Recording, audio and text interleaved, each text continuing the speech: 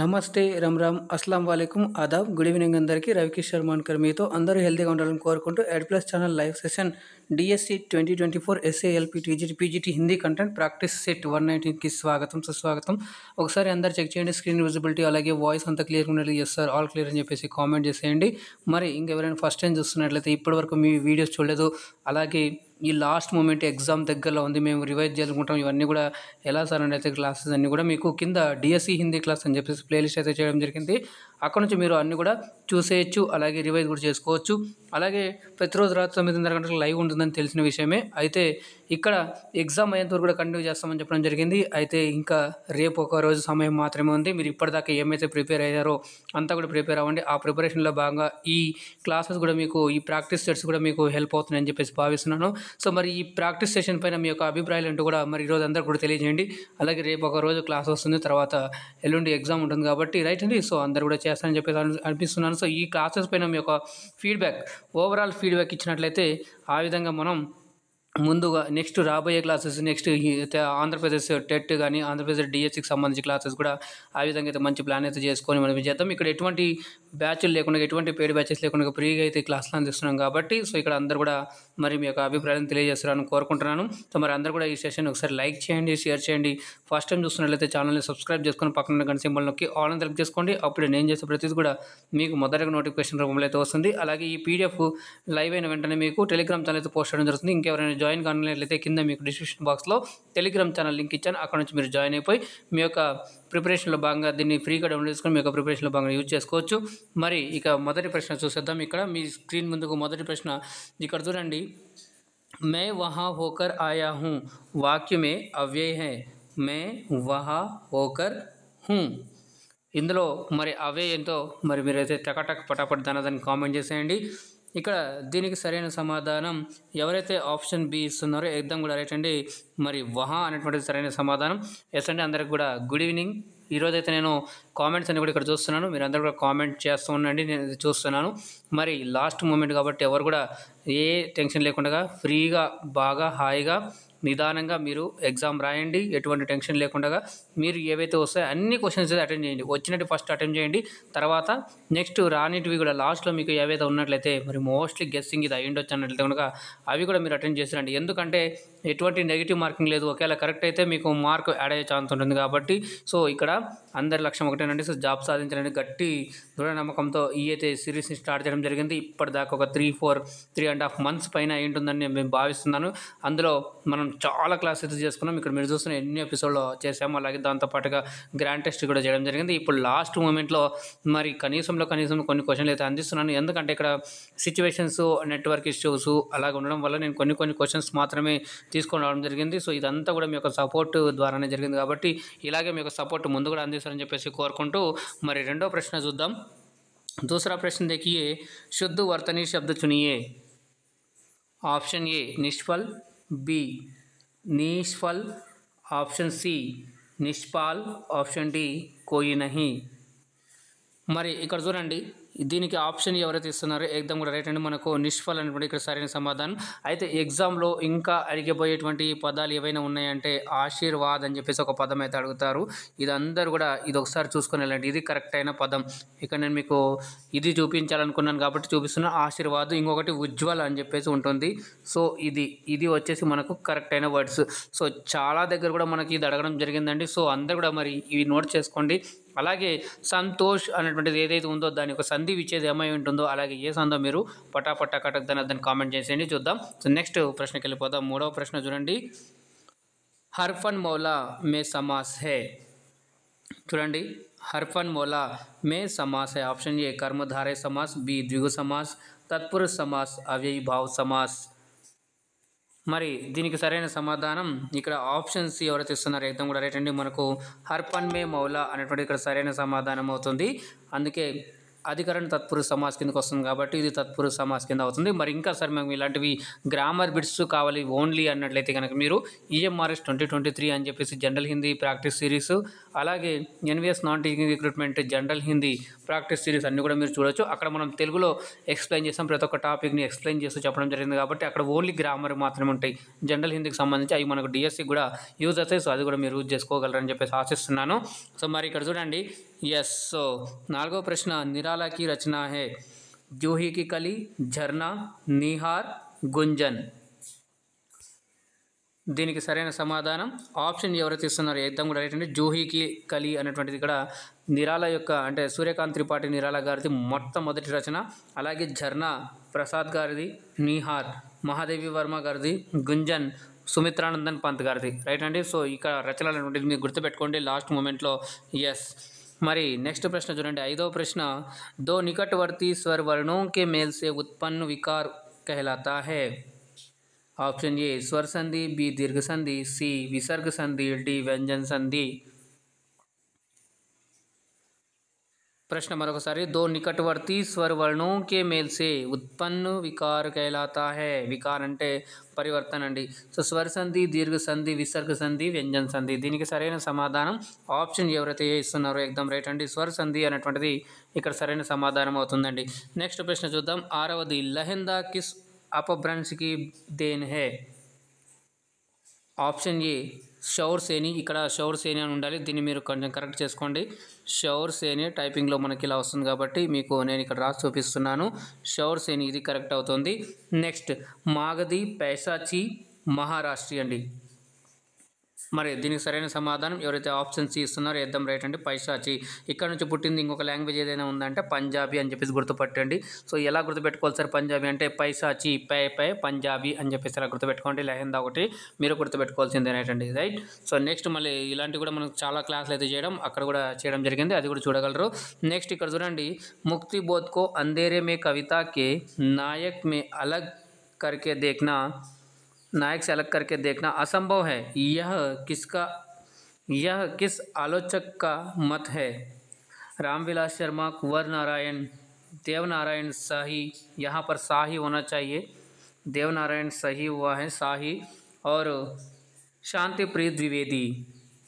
इसका सही उत्तर है ऑप्शन ए, जिन्होंने दे रहे एकदम सही है कि रामविलास शर्मा। कुंवर नारायण है, हमने जो है तार सप्तक के बारे में एकदम ट्रिक के साथ बताया गया है, 110 एपिसोड आप देख सकते हैं इसके लिए।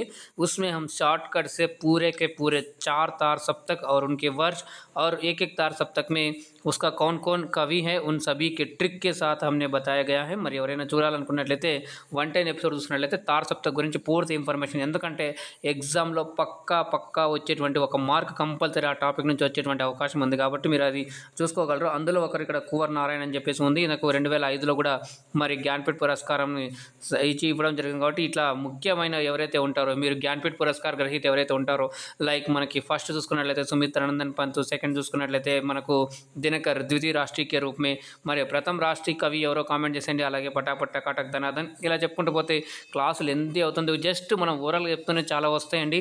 సో మనం అలా ఒక్కో టాపిక్ నుంచి తీసుకుంటూ వెళ్ళిపోతే తవ్వుకున్న కొద్దీ వస్తున్నట్లు ఎందుకంటే చాలామంది వస్తాయి.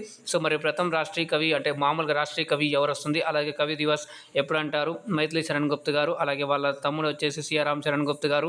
రచనలు చూసుకుంటే మనకు చాలా ఉన్నాయి. సో అలాగే దానిలో భారత్ భారతి 1912, సో ఇది మనకు రాష్ట్రీయ చేతనకు సంబంధించి కాబట్టి ఇది కూడా వచ్చే అవకాశం ఉంటుంది. కాబట్టి ఇలా ఇయర్తో సహా మనం లైవ్ క్లాసులు అన్నీ కూడా ఎక్స్ప్లెయిన్ చేయడం జరిగింది. మీరు అన్నీ కూడా లైవ్ క్లాస్లో ఒక అలా తిరిగేస్తే మీరు ఈజీగా మీరు చేసేయచ్చండి. సో లాస్ట్ మూమెంట్లో కూడా ఎవరు కంగారు పడకుండా ఆరాంగా మీరైతే ఈ ప్రిపరేషన్ అయితే చేయండి. 8వ ప్రశ్న చూడండి, अनुमितिवाद किससे संबंधित है।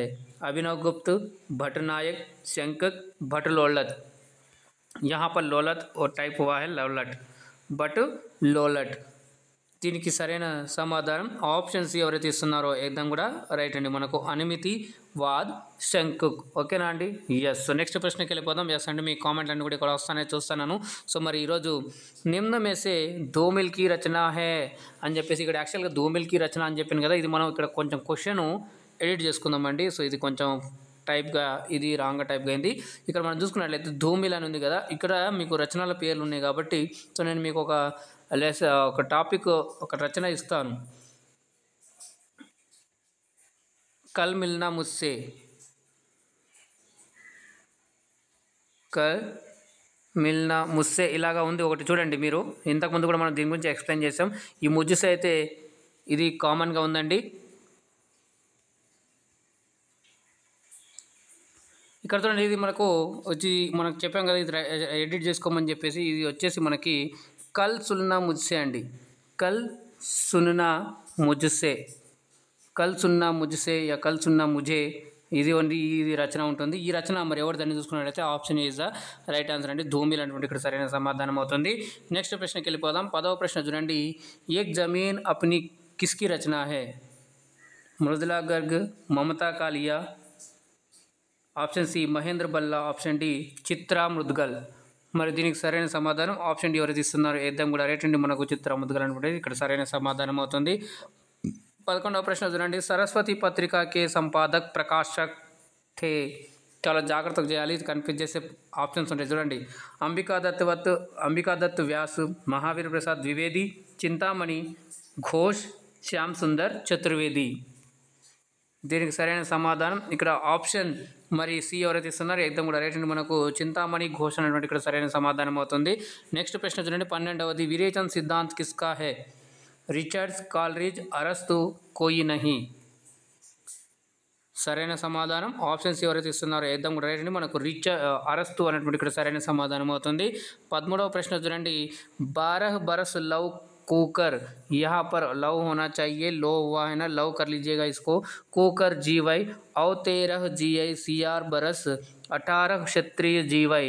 आगे कौन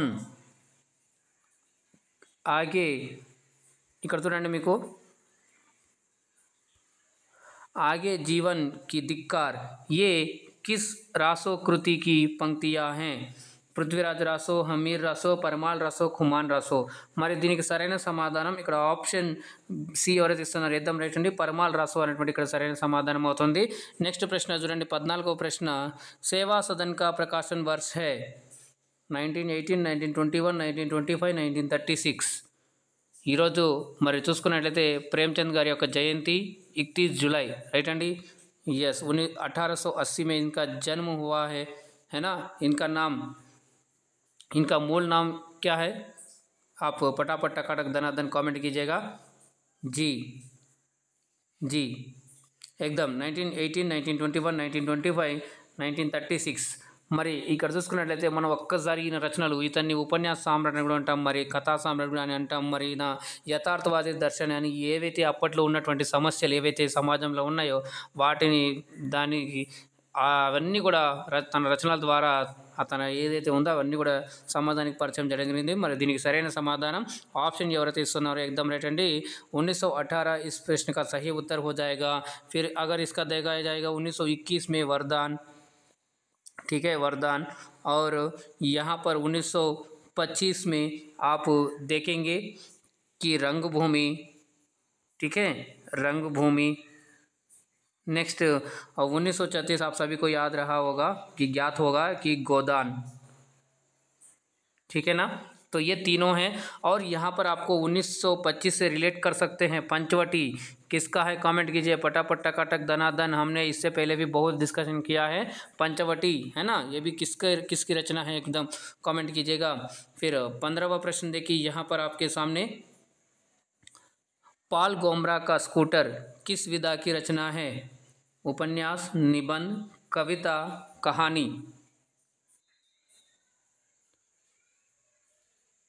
प्रश्न फिर एक बार. पॉल गोमरा का स्कूटर किस विधा की रचना है? उपन्यास, निबंध, कविता, कहानी. మరి ఇక్కడ చూసుకున్నట్లయితే సరైన సమాధానం ఇక్కడ ఆప్షన్ డి ఎవరైతే ఇస్తున్నారో ఏదం కూడా రైట్ అండి. మనకు కహానీ విధా అనేటువంటి సరైన సమాధానం. మరి రైటర్ చూసుకున్నట్లయితే ఎవరు రాశారయ్యా అంటే ఇది ఉదయ్ ప్రకాష్ అండి. ఉదయ్ ప్రకాష్ గారు. ఓకే, उदय प्रकाश जी इसके लेखक हैं, ठीक है ना. तो चलिए మరి ఈరోజు మనం మొత్తం 15 క్వశ్చన్లు అయితే చేయడం జరిగింది. మీకు దీనిపై మీ యొక్క అభిప్రాయాలు, ఫీడ్బ్యాక్ ఎలా అనిపించింది, ఈజీ, హార్డ్, మోడరేట్, అలాగే ఇన్ని రోజులు మనం ప్రిపరేషన్ చేసాం కదా, మీకు ఎలా అనిపించిందో మీ యొక్క అనుభవాలను కూడా షేర్ చేసినట్లయితే మనకు నెక్స్ట్ మళ్ళీ వచ్చేటువంటి క్లాసులు అయితే అవన్నీ కూడా మనం కన్సర్న్ చేసి మంచిగా అయితే క్లాస్ అందిద్దాం. అలాగే మరి ఇక్కడ ఇంకా ఎవరైనా జాయిన్ కానట్లయితే ఈ పీడిఎఫ్ కోసం కింద టెలిగ్రామ్ ఛానల్ లింక్ వేయడం జరిగింది. క్లాస్ అయిన వెంటనే మీకు అక్కడ పోస్ట్ చేయడం జరుగుతుంది. అక్కడ నుంచి మీరు ఫ్రీగా డౌన్లోడ్ చేసుకొని మీ యొక్క ప్రిపరేషన్లో భాగంగా దాన్ని యూజ్ చేసుకోవచ్చు. అలాగే మరి యూస్ఫుల్ అనిపిస్తే కనుక, మంచి ఇంట్రెస్టింగ్ అనిపిస్తే కనుక, ఇన్ఫర్మేటివ్ అనిపిస్తే కనుక, నచ్చినట్లయితే కనుక లైక్ చేయండి, షేర్ చేయండి. ఫస్ట్ టైం చూస్తున్నట్లయితే ఛానల్ సబ్స్క్రైబ్ చేసుకొని పక్కన గంట సింబల్ నొక్కి ఆల్ అని సెలెక్ట్ చేసుకోండి. అప్పుడే నేను చేసే ప్రతిదీ కూడా మీకు మొదటగా నోటిఫికేషన్ రూపంలో అయితే వస్తుందండి. మీరు జాగ్రత్తగా ఉండండి. సో అందరికీ కూడా ఈరోజు చూస్తున్న ప్రతి ఒక్కరికి, కామెంట్ చేస్తున్న ప్రతి ఒక్కరికి కూడా అందరికీ కూడా పేరు పేరున ధన్యవాదాలు తెలుపుకుంటూ, మరి అభినందనలు తెలుపుకుంటూ మూవ్ ఫార్వర్డ్ పాజిటివ్ వైబ్రేషన్. మీరు జాగ్రత్త ఉండండి, సురక్షితంగా ఉండండి. మళ్ళీ రేపు రాత్రి 9:30 గంటలకు లైవ్లో కలుద్దాం. అందాక ధన్యవాదాలు. శుభరాత్రి. జై హింద్.